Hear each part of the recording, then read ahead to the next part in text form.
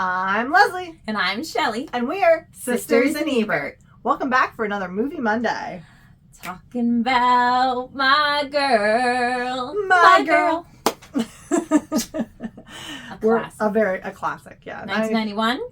I didn't write it yes, down. it's 91. This is I have started writing them down for the future, but not this. Yeah, 91, because 93 I think was the sequel. Yes.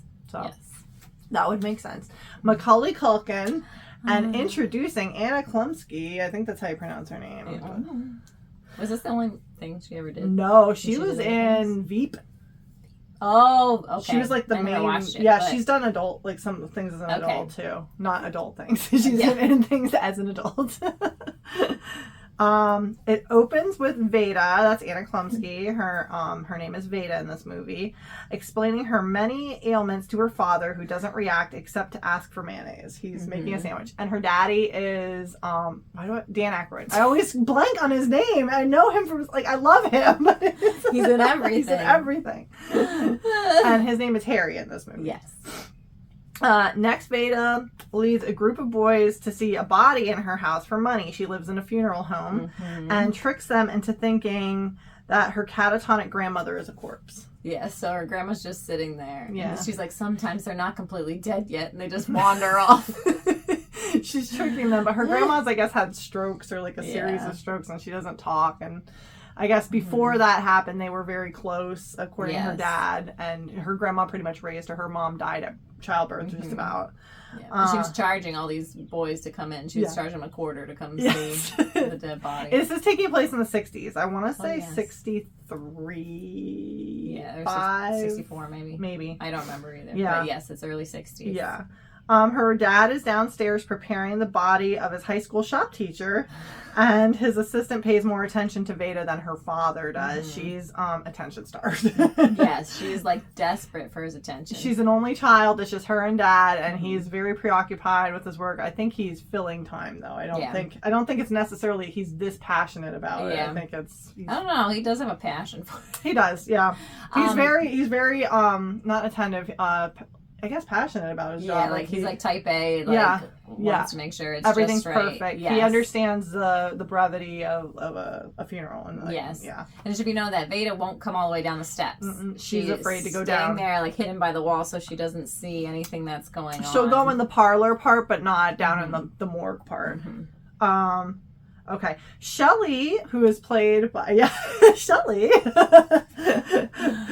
who is played by Jamie Lee Curtis, arrives in her VW camper for a job doing makeup. She wants to be a makeup artist, and she didn't know it was for dead bodies. She showed up like I'm really passionate. I can do great in my job. I'm a great personality. I will talk to you. And she's just but she wants. Harry's like, you do know. Yeah, this is a funeral home. Yes, but she needs the job. Yep, and she says she wants the job anyways. There's a child-sized coffin that arrives for the display room as Harry assures Veda that would never be for a child. Foreshadowing. It's just for very small people. But he said the way he explained it was sweet. It's like, well, they come in all sizes like shoes, you know. Yeah, people come in all sizes. People come in all sizes. Yep, exactly. Veda, her best friend is Thomas J, played by Macaulay Culkin. This was before Home Alone. No, after Home Alone. That's right. Yeah. It was same time period. Yes. They probably filmed it very close. Yeah, I think they both came out in 91. Yeah. But he had a huge fan following when this came out, so that made it more popular. Gotcha. Okay. And he comes over and they ride bikes to the doctor, where Veda is a regular. The doctor alludes to Veda thinking she has an illness every time she finds out, how someone died. She thinks that she has that same illness. I guess the person who just came in choked on a chicken bone, so she thinks she has a chicken bone lodged in her throat, and she's convinced it's in there and she can't breathe. Yeah, so this is every time they get someone into the funeral parlor. Yeah. They run into their teacher, Mr. Bixler, who is fixing up his house. Griffin Dunn. This is us. Uncle Nicky. No! Yes! I didn't... Yeah.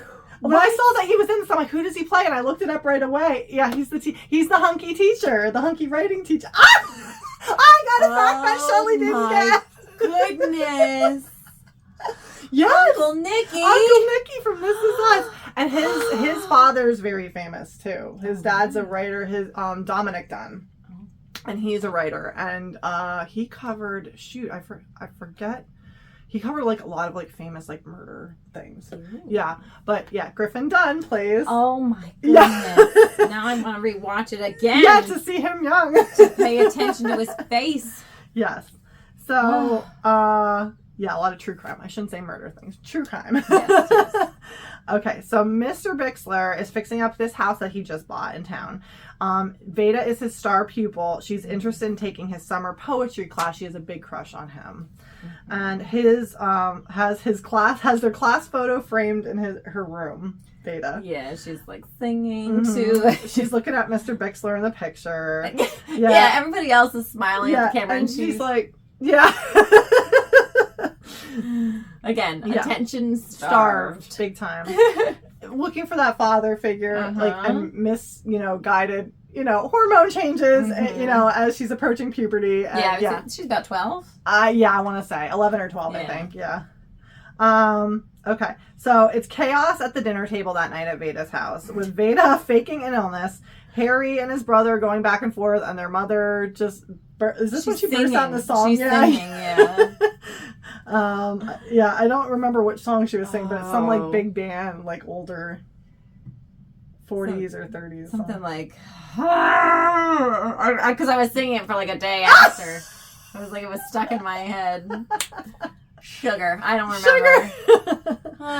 It's like something like Me and My Gal or something. Yeah, it might have been Me and My Gal. I feel like it's not right. Yeah. It's from an old musical. Yes. Yeah, yes. It is. The girls at school tease Veda for hanging out with Thomas J because he's a boy, but they're not very nice to her. He's kind of a nerdy He's boy. A little nerdy. Yeah, they nerded up Macaulay Culkin for this. They put glasses on him and his glasses. Okay. It's a trigger word. So Harry doesn't want to give $35 to Veda for her writing class. And Veda has her fear of the basement. She won't go down. Was it a ball that went down? Yeah, she was playing on the ball and then accidentally fell down the steps. Shelley, Shelley actually freed her from the basement though because Shelley shut the door. Shelley shut the door because she's like, oh, this door's wide open as Veda was like going down there to get her ball. And she also frees Veda. Yes. Shelley isn't making people up to look like themselves. She is dolling up these corpses. And she has to fix it. She's like, it's 1972. No. Oh, 1972. There we... Okay, well, apparently it's 1972. Sorry. Well, it's not the early 60s. Not the early 60s. We were incorrect. Wrong. Sorry. It makes sense when you think about My Girl 2 time period. Yeah, it does make sense. Okay. Because it wasn't that much further. Our mistake. So I wrote it down somewhere. Yeah. So Shelley, is dolling up these corpses. She's not making, like, they say, like, he's like, oh, I didn't want her to look like some old school mom. He's like, she was a school mom. Yeah, she was an old school mom. What'd she look like? And she's like, well, it's 1972. Well, to her, it's 1951. Hey, that's what you need to make her look like. Yeah. Veda and Thomas J take a tour of Shelley's camper, and Veda steals $35 for her writing class out of Shelley's cookie jar. Yeah. Full of money. Mm-hmm. That's like her piggy bank, you know. It ends up being a class for adults only. The other classmates are supportive, and Veda must bare her soul. That's the instruction. That's what she needs to do. And it's a bunch of like stoners in this class. Like not all. Some are straight laced, but there's some really hippie, hippie people. Yeah, like just free in their minds. Veda believes she killed her mother. Because her mother died shortly after she was born. Yes. It was in childbirth. Was it? Yeah. They weren't clear. Because Harry did say she got to hold the baby, but we're not sure if she knew. Yeah. Okay. So there must have been something happen. Yeah. Yeah. So Thomas J. And Veda are blood brothers fishing. Which, fun fact about that, when it came out in the UK, they had to put a disclaimer about HIV, like make sure that you get tested because this is the height of the HIV movement. I really remember this being a thing in elementary school. Like they would like give you speeches on why you shouldn't be blood brothers. And like, it had never occurred to a lot of us in our generation to even do such a thing. And they're like, don't do this. But so they had to put a disclaimer on it in the UK. Okay. So Shelley's flirting with Harry, and he invites her to bingo at the church. I love it. Yeah, I know. Their hot date. Yeah, their hot date is bingo. But Harry's, I don't think, been with anybody else. No, he has not on had a date. Yeah, since Veda's mom died. Yes. So that was 12 years ago. Yeah. Shelley helps Veda with makeup. The first rule to eye makeup is you can never wear enough blue eyeshadow.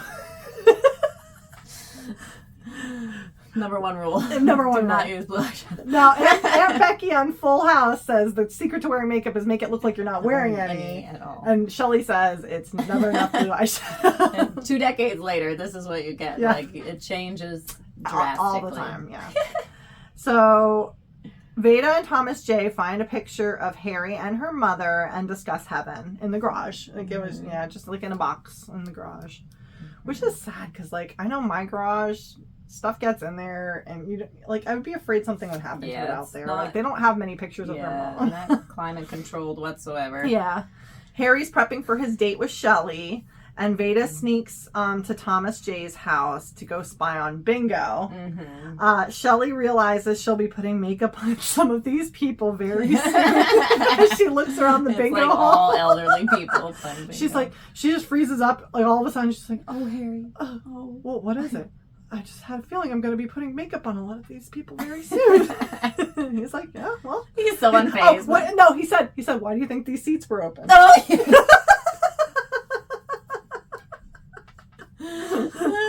Veda stops their Harry and Shelley's near kiss by yelling bingo bingo from outside. Everybody's bingo. And they're, nobody has bingo. Somebody yelled it from outside. Yeah, they're getting like in a fist fight about bingo, which happens. Yeah, they're very serious about it. Shelley invites Harry into her camper.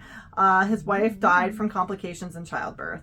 Harry and Shelley dance and kiss, and Harry's tired of bingo and agrees to try Shelley's drive-in the next day. She loves to go to the drive-in. There's nothing more romantic than going to the drive-in. Yes, so that was her suggestion. He suggested bingo. But he agreed to go to the drive-in next time. Veda is struggling in writing class. I said, of course, she's a child. Yes. Yes. Oh, struggling this adult class? Why? She wrote a poem about ice cream. And they're all like, oh, that's sweet. Yeah. But you're supposed to bear your soul. That was the number one rule, Veda. Veda's upset about Harry and Shelley. They're all enjoying a 4th of July picnic when Shelley's ex-husband shows up to get the motorhome. His name is Danny, and Harry punches Danny and threatens to kill him if he tries to take it again. Phil whispers, your father's a savage. Phil is her Uncle Phil. I had just gotten his name at this point. It took me that long. Yeah, he was like in and out. He was just a side character. Yeah, your father's a savage. But afterwards, like Harry's like, is it really your motorhome? And she's like, she's like, no, you got this in the divorce, and I got the motorhome. Yeah. Phil talks to Veda about why Shelley is good for Harry. They're watching the fireworks on this porch swing, and he says that her dad seems like his old self again with Shelley around. Yeah, I know. And Thomas J realizes Veda is sick all the time because of being scared living in a funeral home. He's a great friend. He is so sweet. I know. He's just the sweetest boy. Yeah. He just lets Veda boss him around. Walk all over the kid. And she's not always particularly nice to him. Like he's a safe person for her, so she abuses him. Yeah. In the woods, Thomas J wants to knock down a hornet's nest. He doesn't realize they're still alive in there. And Veda loses her mood ring, but running from the bees. But the kids jump in the water to escape the bees. Mm-hmm. The family and Shelley go to the carnival. My favorite part. I used to love that part. Always. Yeah. Something about a carnival. We said it in Great Outdoors, yep, too. I like a movie carnival. Yeah. Dan Aykroyd's in a lot of carnival movies, it seems. He is. He likes a carnival, too. He does. Veda, he's so different in this movie, though. Oh, my gosh, he's so sweet in this movie. Veda wins a fish. And she sees that Shelley has an engagement ring on, and they're going to have the wedding by the end of the summer. I put fast. Yes, yes. And then she drops her fish. Yeah, she's shocked. She's shocked, yeah, because her dad's like, or her dad, like, she's like, do you want to tell her? You know? Yeah. Yeah. And so Veda just pretends like nothing happened. Veda and Shelley ride the bumper cars, and Veda shows no mercy, bumps only Shelley as hard as possible. Destroying Shelley. And Shelley's like, what's happening? Yeah. And Shelley's been so nice to Veda. She really is. Really trying to be your friend. Yeah. She's not motherly, but yeah. without being like, I'm a new mom. Right, exactly. And she didn't try that at all. Yeah, just trying to help her like grow into herself. Because she sees Veda struggling. Veda's kind of stuck. Veda's a little stunted, like where other girls are her age. Yeah, like, she's immature compared to everybody. Okay. Veda tells Thomas J she's running away to live with the Brady Bunch. And Thomas J wants to go too, but he'll have to live with the Partridge Family because they already have too many kids in the Brady Bunch. Veda finally goes home after dark. No one notices she's gone, which I thought was they're just in there watching TV. Yep, with Grandma and the next day, Veda is panicked as she is hemorrhaging. Yes. Her menstrual cycle starts. Yes. And Shelley explains the birds and the bees to Veda because she had no idea. My daddy did that. And Thomas J arrives to ask if Veda wants to play, and Veda tells him not to come back for 5 to 7 days. And he's just like, okay. Yeah. Like, he's just like, what? Like, and she slams the door in his face.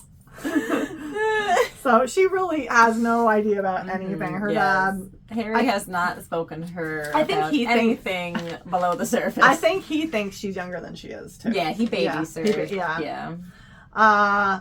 So Grandmoo is what they call the grandmother. Grandmoo. I didn't get that. No.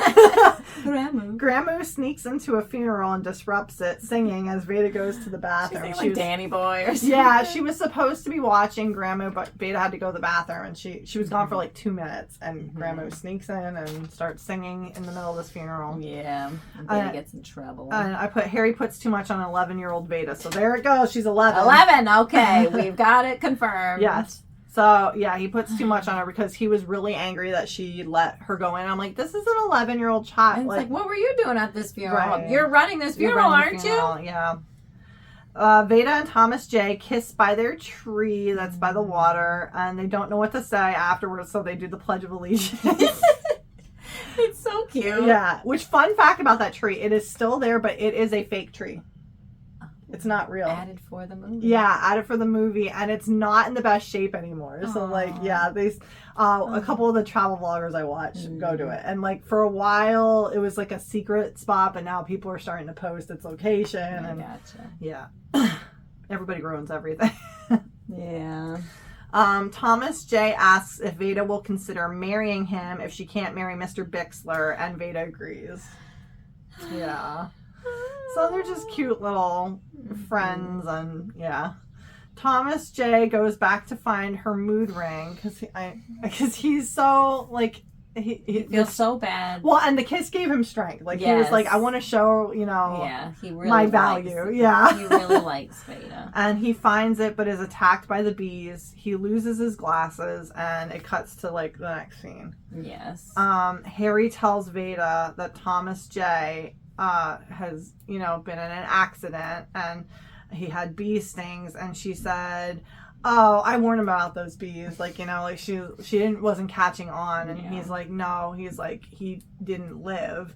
Mm-hmm. And Veda goes right to the doctor. She's having a panic attack. Mm-hmm. She doesn't know what it is, but it's definitely a panic attack. I can't breathe. Yeah, I can't breathe. Because he can't breathe because he got the bee stings. Yes, he was allergic to bees.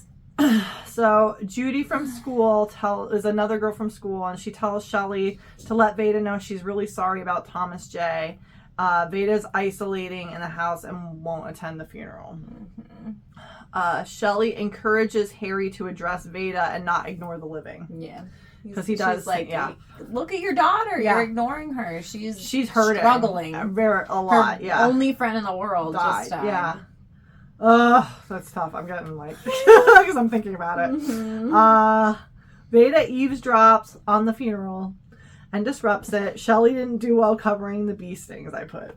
Because they're very visible. They are, but you can't cake them up too much either. She got in trouble for not making them look like they should. Yeah. Veda, like that's where you can't see without his glasses. Yeah. Veda is freaking out. Where are his glasses? Because he doesn't have them on. I think they were lost. Like, I don't think they found them in the woods. Maybe. Well, they found the mood ring. He was holding the mood ring. But yeah, so he can't see without his glasses. They might have gotten broken in the So the end. Yeah, so we wouldn't put them on his face. And maybe they just didn't. Sometimes too, when people wear glasses, like they'll either tuck them in the shirt pocket or not at all. You know, like it's maybe his mom want to keep them. Maybe. I don't know. Yeah, you don't know. Yeah.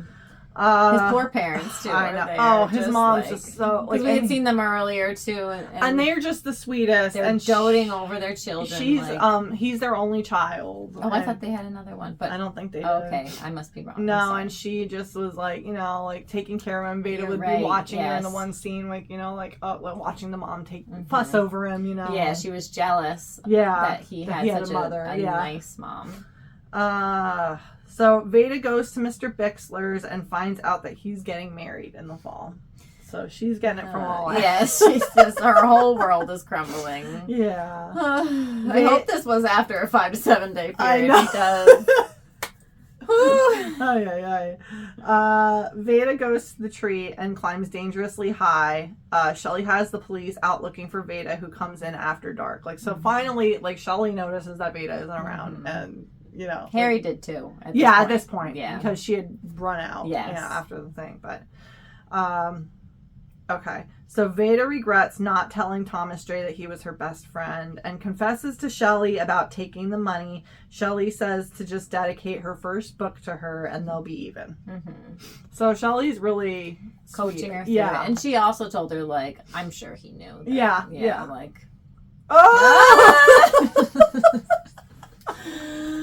If you haven't watched this, sorry for all the spoilers, but you need to watch it even though you know exactly what's going to happen. I watched this and bawled my eyes out when I was pregnant with my first, and now I watched it and bawled it too. I'm not pregnant and I watched it and cried and cried and cried. My husband said that he has a theory that this movie... He said, all this could have been avoided if a woman had just kept track of her jewelry. Kept track of her stuff, yeah. He's women lose stuff and men have to go fix it, and then stuff like this happens. I mean, it is technically. It's technically true, but it's really his fault for poking the. No, he did, and he shouldn't have gone back, especially being allergic. And maybe he didn't know. Maybe not. Yeah, it was 1972. They weren't sending him to allergists for no reason. And if he had never been stung by a bee, right. Okay, so Harry comes home. He was out looking for Veda, and Veda asks Harry if she killed her mother, and Harry assures her she did not. They're finally having a moment. Yeah, and I think at this point he does say no, your mommy really wanted you. She was from the moment she found out she was pregnant. She came and painted the nursery pink because she was sure she was going to have a girl. Yes. Yeah. Yes, the first time he's shared details with her. She only has surface information about her mom, and so it was a nice moment for them. They finally talk about Veda's mother and Thomas J. She bonds with her father and Shelley that night. Thomas J's mother bumps into Harry at the diner a couple days later, a couple weeks maybe, gone by, and gives Veda her mood ring that Thomas J had on him that is now blue. Oh my gosh. For the first time it was always black. Yeah, so now she's finally having some real emotion. Yeah. For the first time it's not black, and Veda tells Mrs. Sennett, that's Thomas J's mother, that her mother will take care of Thomas J. She's like, don't worry, my mom's in heaven. My mom She'll will take care of him. Yeah. This sucks. didn't think it was going to be like this.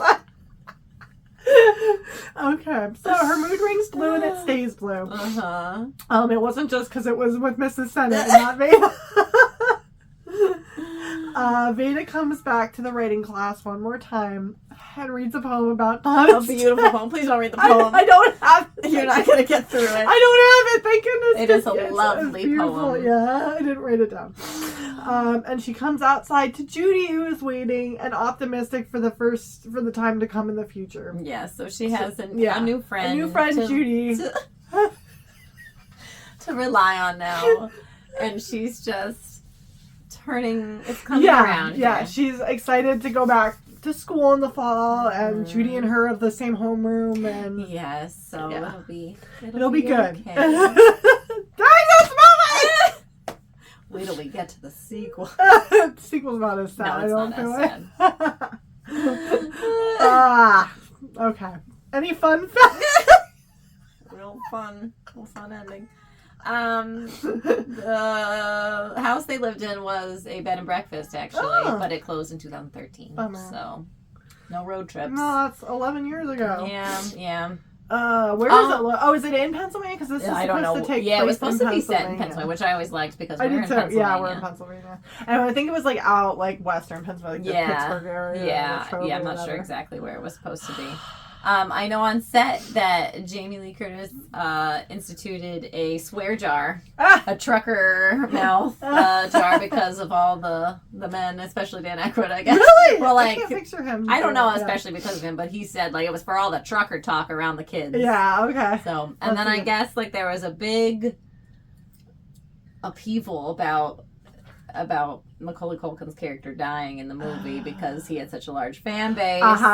And so all his fans were like beside themselves, like they almost didn't cast him in the part. Like, because they were afraid that it would have like a backlash. Yeah. Okay, I didn't know if they were trying to keep the door open for a sequel right. at that point, or yeah. And then I guess they wanted him to appear in the sequel, but he was busy filming like a flashback. Oh, okay. But he was busy doing something else, so some other project. Well, he had a bunch. That was his heyday. Mm-hmm. He had a bunch. Yeah, this was his time to shine. I'm calming down. Okay, here. Center. What was one part in the writing class where they're like, "Can you feel my aura?" I feel it. Griffin Dunn is running a mental asylum. What he's doing. Some people dropped a lot of acid, apparently. Yes. Came to writing class. Yeah, they were freeing their minds, and they were writing freely. Yeah. But yeah, other than that, I don't have too much else. When did we first watch this? We were like pretty soon after it came out, I feel like. Rented or on TV? Good question. I remember it being like a Sunday afternoon movie quite often. So and I remember renting it a couple times too. So... And we wanted to see the second one I remember seeing all the commercials for it. Because we were really excited about the second one because we'd seen the first one. I think they showed it on TV a lot because Macaulay Culkin. Like, it was probably more you than me, though, because I was pretty young. I was like 5 when this one came out. Yeah, but like for the sequel to be excited, like I'm sure you were probably more excited than I think the sequel is 93. Yeah, I'm pretty sure. If you can hear, Zorro's desperately trying to break it. Yeah, go ahead. Hello, friend. Hi. You better hurry up and jump up if you're going to be in this one because we're near the end. We're wrapping it up.